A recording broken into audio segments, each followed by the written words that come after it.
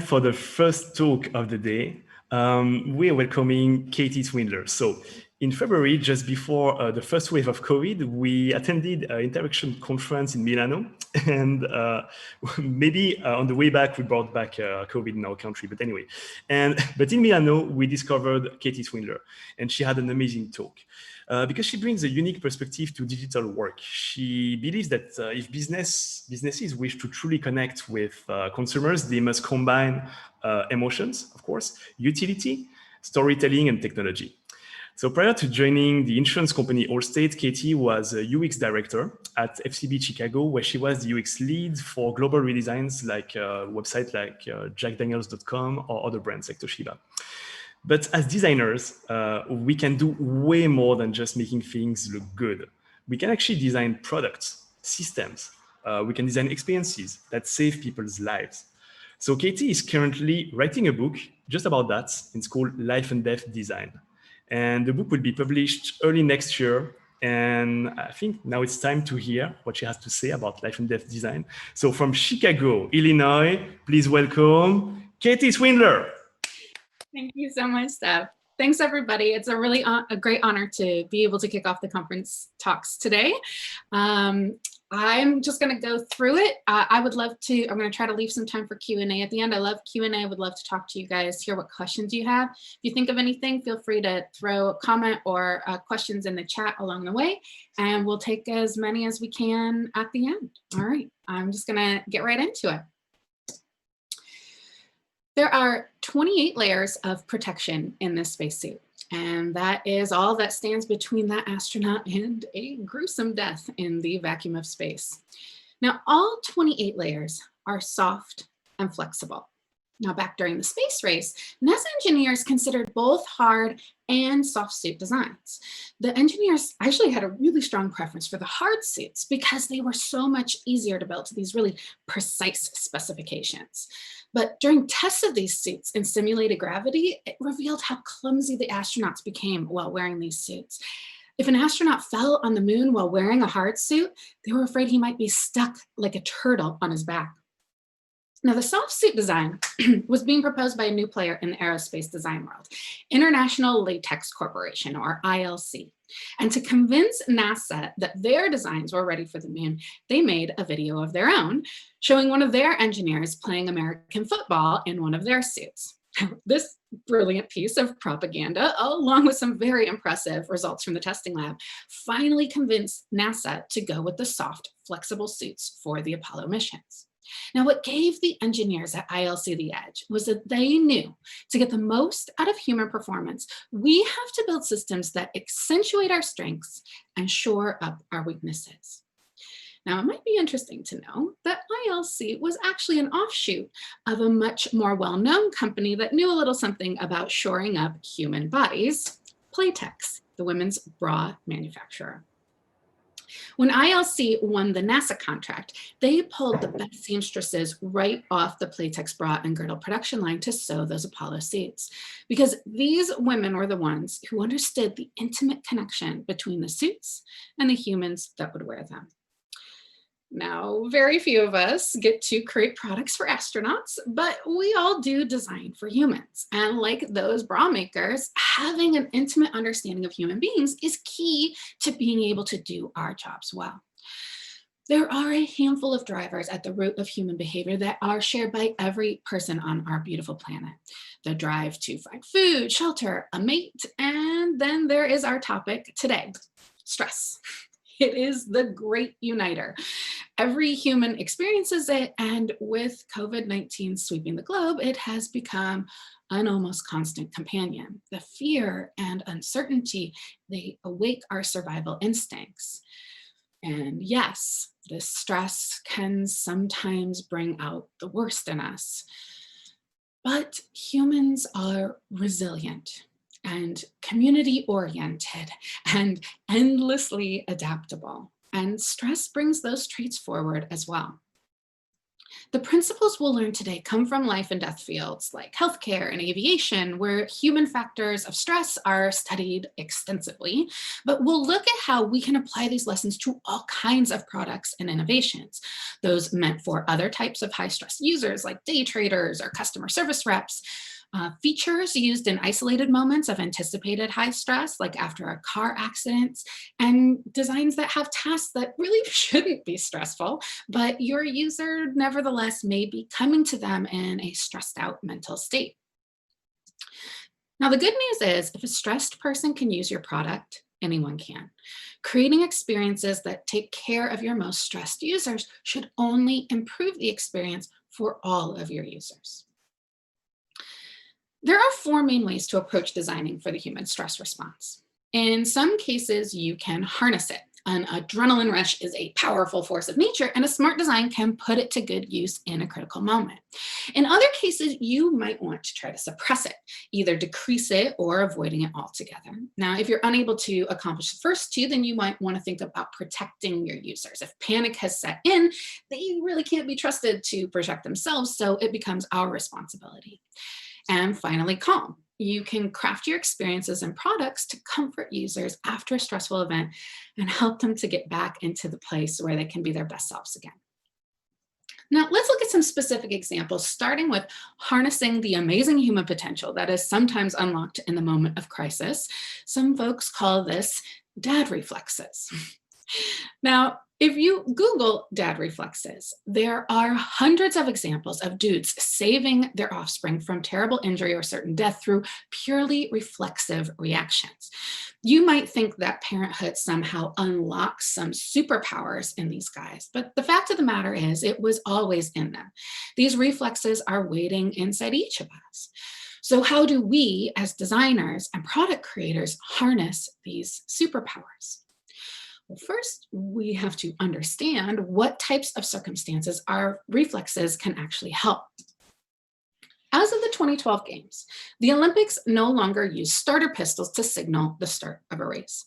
And this is in part because the researchers at the University of Alberta proved that when runners who were right next to the starter pistol, they got an unfair advantage. Their startle reflex.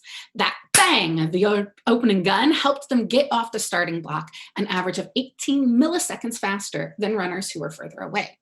Now, that's not much. A millisecond, I'm sure you know, is 1/1000th of a second. But the world of high performance sports, that can be the difference between silver and gold.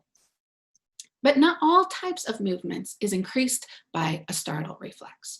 In a study comparing the speed of movements for arms versus fingers, they showed that the speed boosts show up for the arm movements.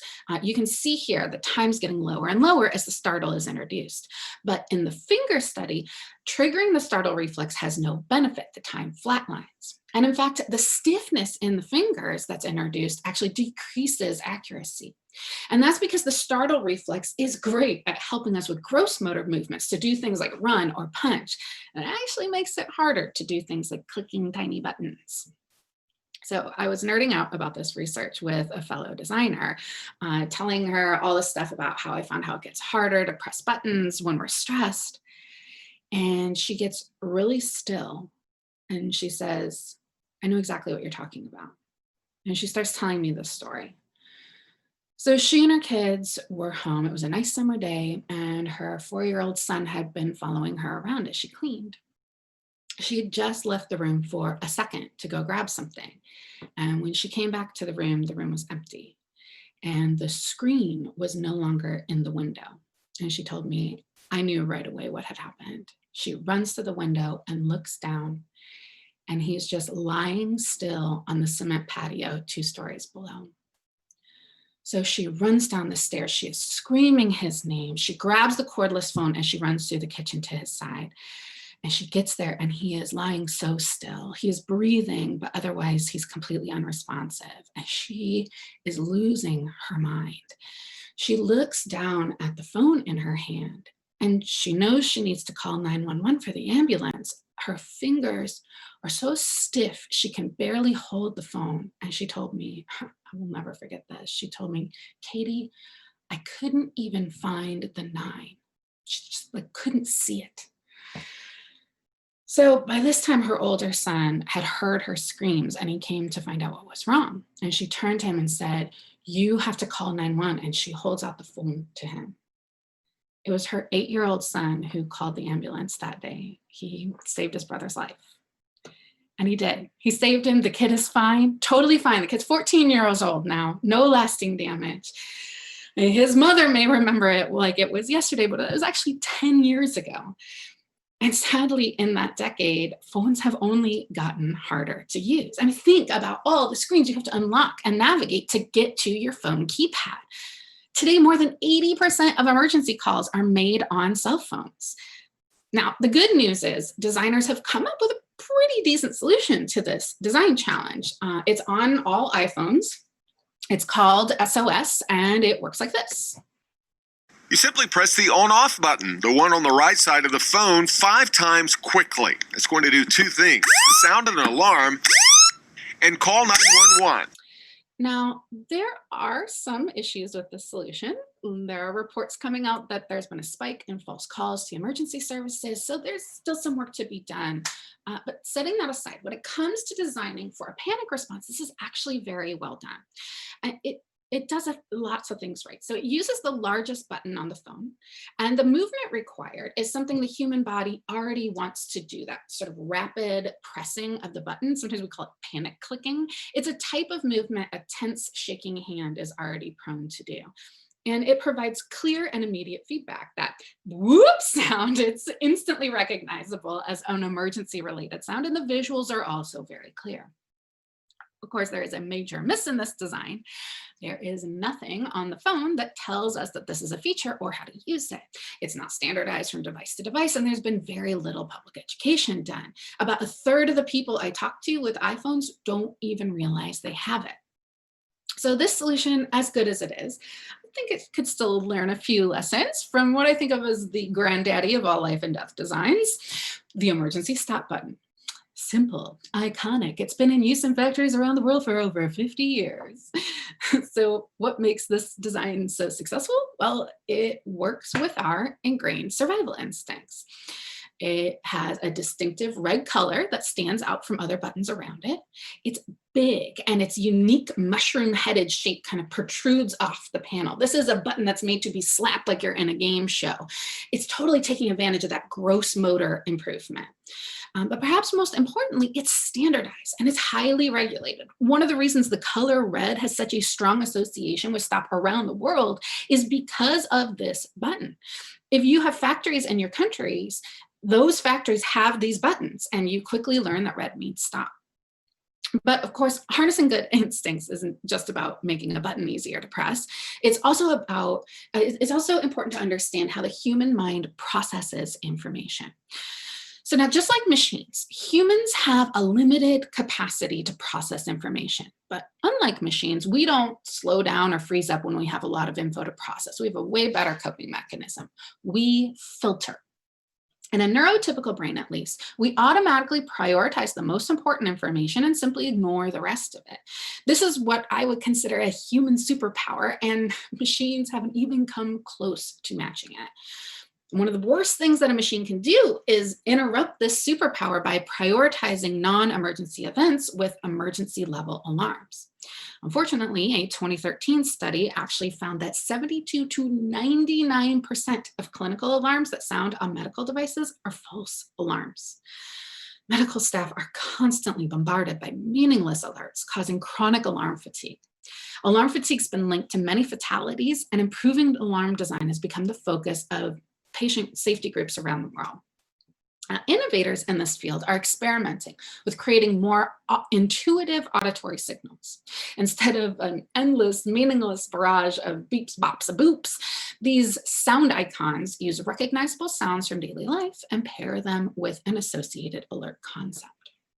For instance, the sound of a tea kettle might tell you that your patient's temperature is getting too high. It might sound like this. So I'm going to play that again. And this one is for an abnormal heart rate. And then there's this one. Pretty sure that means the Death Star is attacking. Studies are showing promising results for these icons, showing them to be understood faster and with much more accuracy than beeping alarms. It's critical to reduce cognitive load for these professionals, and more meaningful signals can go a long way in these efforts. Now, the Army is testing out another type of alternate signal, haptic. These soldiers are wearing belts that can give silent signals. Feel a buzz on your belly, move forward. Feel it on your left, go left. More specific signals can be taught to the soldiers as buzzing patterns, similar to Morse code. Tests run with soldiers on nighttime training missions showed a lot of promise. Soldiers were able to navigate to positions faster and with less time looking at navigation screens. This means more situational awareness, and they can keep their hands on their weapons, which is important for these guys. The catchphrase for these haptic belts is hands-free, eyes-free, mind-free. But is it really mind-free if you have to learn all those special codes? I mean, we're back to the beeps and bops and boops, right? So I recently spoke to an innovator in the haptic space, a guy named Keith Kirkland.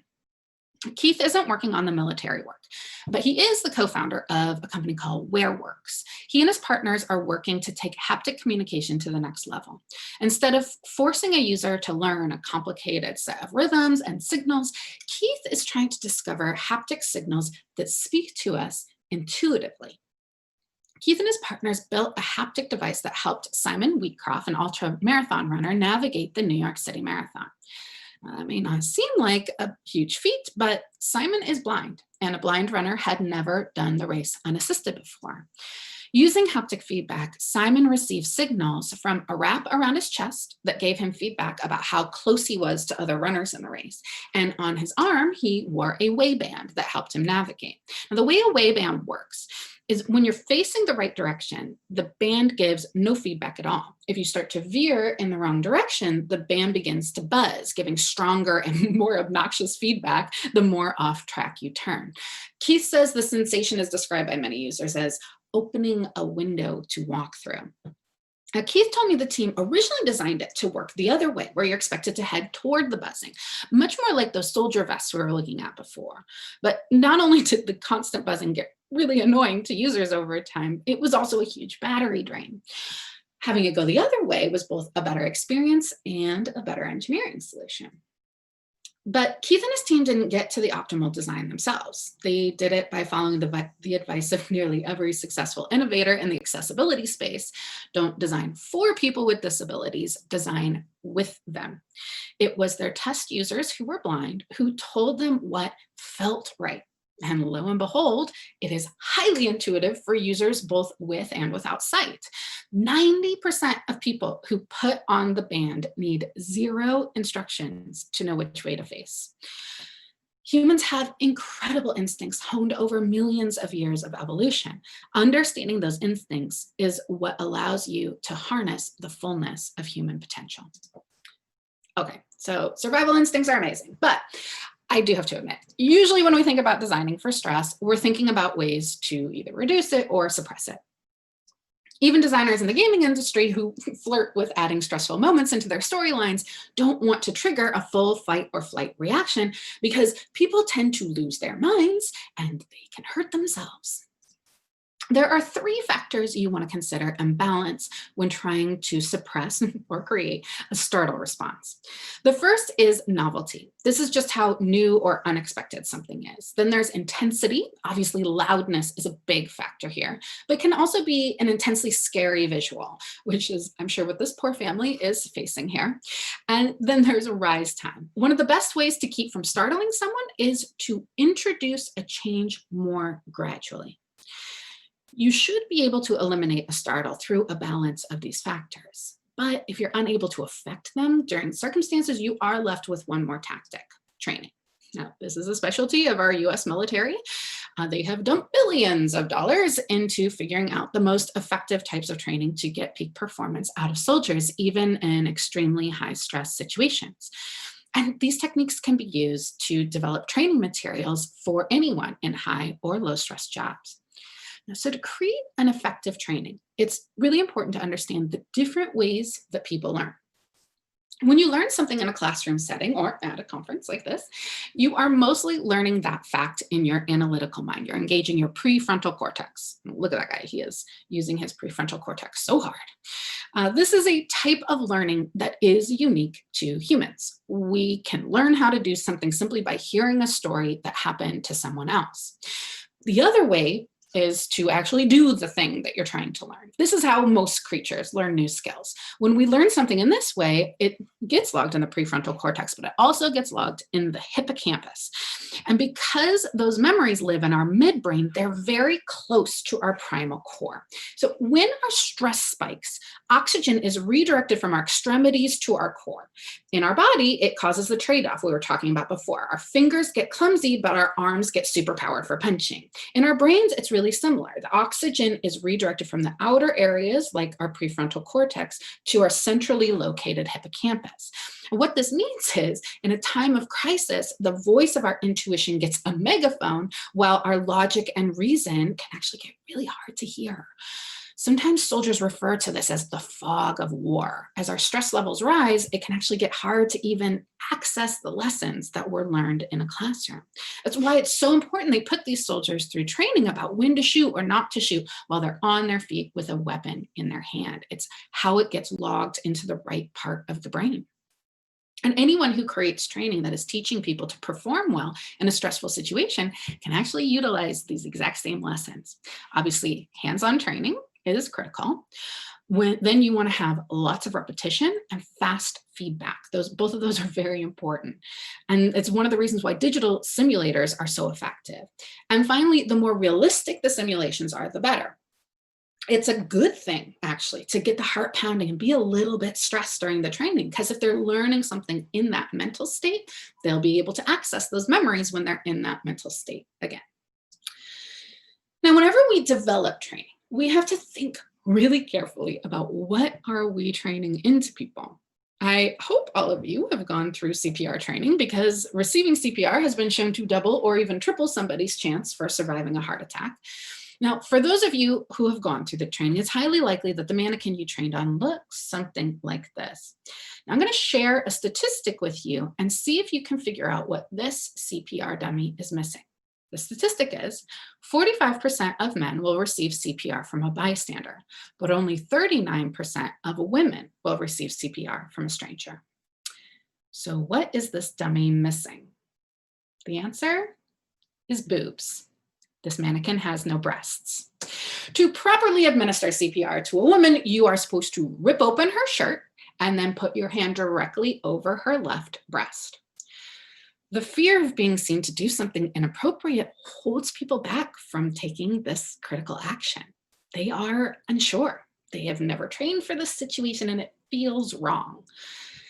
Of course, that is their intuition talking. If they think about it logically, of course, they would know that a woman would rather live than have her modesty protected. But in that moment, when she falls to the ground, it is not their logic and reason at the forefront. It is their intuition. It feels wrong, and so they hesitate, they freeze. To tackle this problem, the creative team at an agency called Joan, working with a group called the United States of Women, developed Mannequin. It is a low-cost strap that can be easily added to a flat-chested CPR dummy. This gives trainees a chance to learn proper technique, get over their discomfort in the classroom, and be empowered to save more women's lives.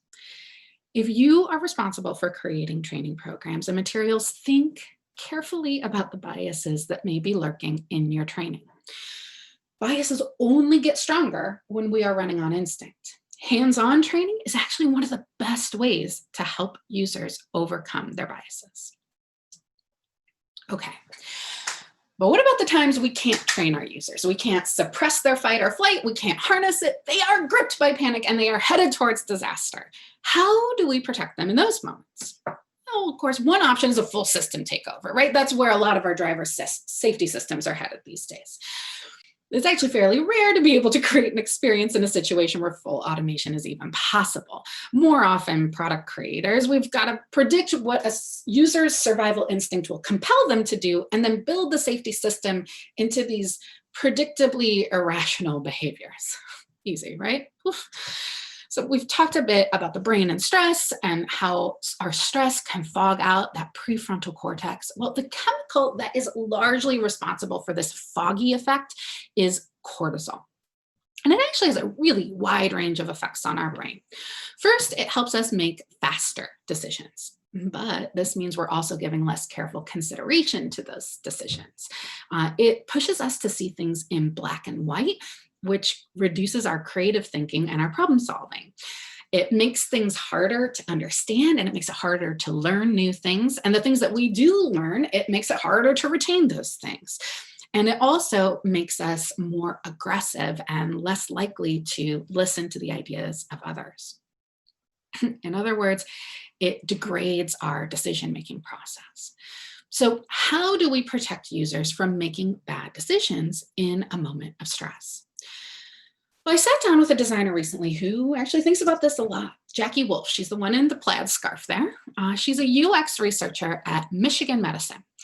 A year or so ago, a doctor of pediatric oncology, so kids with cancer, approached Jackie's team with a problem. The researcher had done a survey of parents of kids with cancer who had enrolled in a clinical trial at their center, and that survey came back with some pretty concerning results.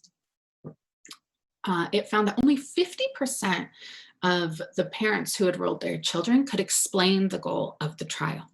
66% were unaware they had an alternative, and 1 in 5 didn't even realize their child was enrolled. So to understand how this could happen, it's important to understand the experience of these parents.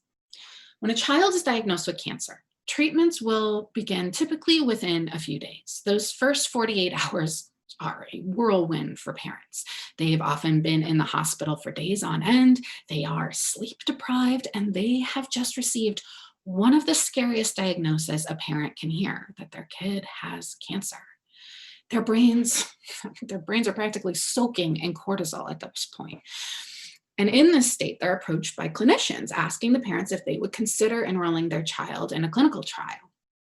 The decision has to be made before treatment begins. So at most, they'll get one night to review a dense and highly technical 30-page consent disclosure agreement. Then the decision has to be made. Clinical trials like these have taken the survival rate of childhood leukemia from 35% to nearly 90% in the last 50 decades. Obviously, the upside for humanity is great, but would you sign your sick child up for an experiment? Ugh, I mean, this is a difficult decision to make. And if parents do agree to sign up, it's critical from an ethical standpoint that those parents understand what it is that they are agreeing to. So now enter Jackie's team. They have to create a tool to give terrified, sleep-deprived parents a proper crash course in phase 3 clinical trials. I mean, what even is a phase 3 clinical trial? Well, it means that they're studying small changes to a standard treatment. There is no placebo in these trials. Every child will get a treatment. And after a child is diagnosed and enrolled in a clinical trial, the kid is randomly placed in an arm of the experiment. That child will receive either the standard treatment or the standard treatment plus a slight change that the researchers are testing to see if it will improve patient outcomes. These trials are studying very small improvements. They're looking for either a 1 or 2% improvement in survival, sometimes even just a reduction in side effects.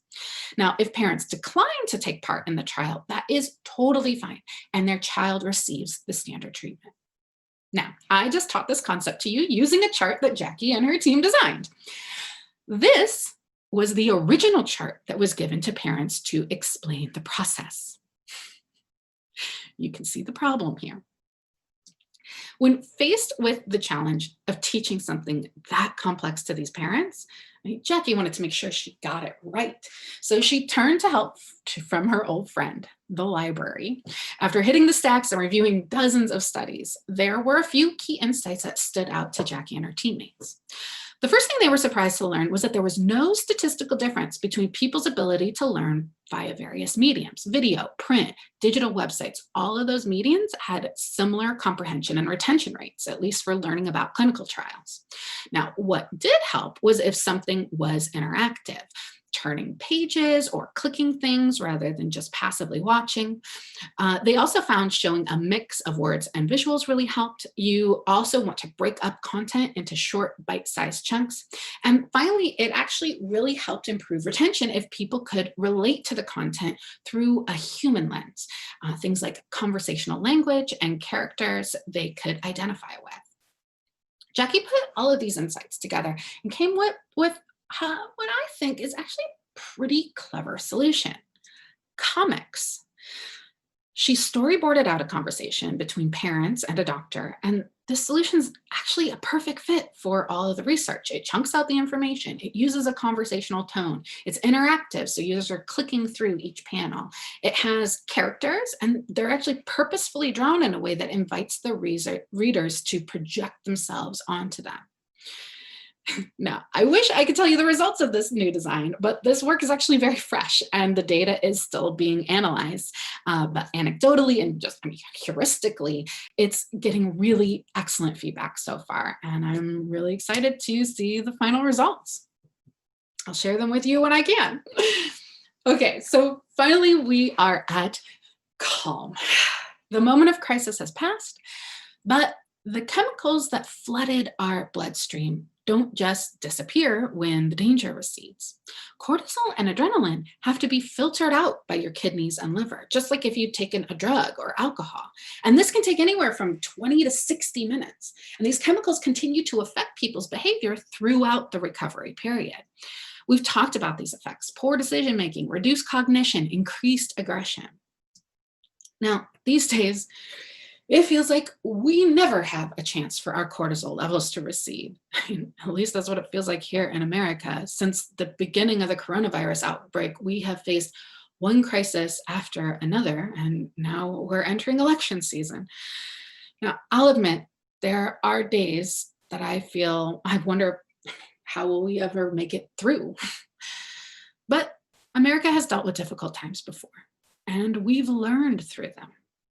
In the wake of the 9/11 terrorist attack on the World Trade Centers in New York, social scientists discovered something new about human behavior. You see, based on all previous models of how they thought humans behave in a fight or flight situation, like a terrorist attack, everyone should have been running directly away from ground zero.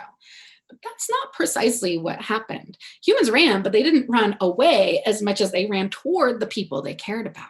Parents ran to pick up their kids from school, even if that meant heading closer to ground zero. People saw others hurt and bleeding and ran forward to help get them to safety. Coworkers who needed to evacuate the building took the time to gather everyone in their team together before heading down the stairs as a group. And researchers see this behavior over and over in tornadoes and hurricanes and floods and fires. We look out for our family and our neighbors before we run. Our instincts drive us to group up to help where we can, and only then do we flee from danger. And even now, during the COVID-19 crisis, we are gathering for regular family Zoom meetings. This one's mine. And I mean, isn't that just so human? Even when we are forced to be separated from our loved ones to keep them safe, we immediately turn around and figure out a way to get back together again, even if it's digitally. And this isn't frivolous fun. This togetherness actually helps us process the stress. In study of children who experienced terrible things during the Blitz in World War II, researchers found that if the children had been with their parents or family members, they had a much lower rate of PTSD. And the same is true of soldiers all the way up through modern day wars. They have significantly better mental resilience when they experience trauma with their unit instead of isolated and alone. Human contact in a time of stress both calms us and makes us mentally stronger. When we create products, we have to understand how powerful this drive for human connection is. When people reach a certain stress level, they will not read the website or chat with the bot. They will call. And the best thing a company can do to calm them in that moment is to answer. Give them the human connection they crave. Now, I understand companies' resources aren't infinite, so that means carefully prioritizing human-to-human support. To get the most bang for your customer service buck, think about your customer journey and find the moments that meet two criteria. Look for times when doing something that is both high stakes, it's typically something where a mistake will cost a lot of money, and also low confidence activity. something that they don't do very often, where there's a lot of uncertainty if they're even doing it right. Now, at my job at Allstate, the primary example is filing an insurance claim. The customer just had an accident, they're feeling particularly stressed, they've likely never filed a claim before, and they're worried about losing their payout if they mess it up. They want that human connection. Now, human connection isn't the only way to calm users. The visual design of an interface can impact users in both small and large ways. It can start with something as simple as just rounding the corners in our designs. A study looking at the aesthetics of objects put participants in an MRI machine and asked them to choose between two objects with the same meaning or function. Looking at objects with sharp, spiky edges lit up the parts of their brains that signaled potential danger, whereas the curved objects did not. Now, not surprisingly, when asked which version of the objects they like better, participants actually had a very consistent preference for the curved objects. In her 2018 TED Talk, designer Ingrid Fettel-Lee takes this a step further, exploring what she calls the aesthetics of joy. She identified visual patterns that consistently trigger a feeling of joy in the user, properties like round things, bright pops of color, symmetrical shapes, a sense of abundance and multiplicity, and a feeling of lightness and elevation. Now, helping users feel less stressed or even joyful might be a noble pursuit, but does it actually change behavior? Can it affect the bottom line? Well, this is a picture from Tirana, the capital of Albania. In 2004, former artist Edi Rama was elected mayor, and when he entered office, his city was dingy, crime-ridden, and resource-starved after years under communist rule. Rama used one of the cheapest methods possible to restore his city: paint. He designed the first building himself, but the trend quickly spread, and lo and behold, a strange power came with these bold restorations. People stopped littering, citizens began paying their taxes, and violent crime went down without adding any additional police force, all from a bit of brightly colored paint. A joyful aesthetic may seem like a bit of fluff, but it can actually have a surprising impact on human behavior. As designers and innovators, we may not be the ones on the front lines. We aren't the heroes fighting the wars or the doctors riding the wake of a pandemic or the astronauts venturing outside the safety of our little blue marble. But if we craft our experiences carefully and mindfully, we can be there for people in the moments they need us most. We can protect them, we can calm them, and we can harness the potential inside them, helping them to do truly amazing things. Thank you. Woo! Thank you, Katie. Thank you so much. Unfortunately, we don't have time for questions, and I'm so sorry about that. Yeah, it was jump packed with so many, useful things, and it was amazing. So thank you so much. Yes, I'll definitely be at the networking event at the end of the day today. So if people want to come find me at one of the tables, I will be there. I'll be happy to talk with you guys. And I am gathering examples for my book still. I'm only halfway through writing it, so I'm looking for more examples. If you design in a high-stress environment, please reach out to me, and the slides are also available for download at lifeanddeathdesign.com. So thank you all. Amazing. Thank you so much, Katie. So we're gonna directly move to actually our next talk. So before we start the next talk, we need to have kind of a short break because we're gonna change the live stream. Why? Because our next speaker, Paul Watson, is gonna be, of course, speaking about Sea Shepherd and all his journey as an ecologist, and it will be broadcasted live on newspaper Le Temps. So if you know Le Temps, it's a very, very famous newspaper in Switzerland. And yeah, so please stay with us and check for the live, and we meet in 5 minutes around here. Cheers.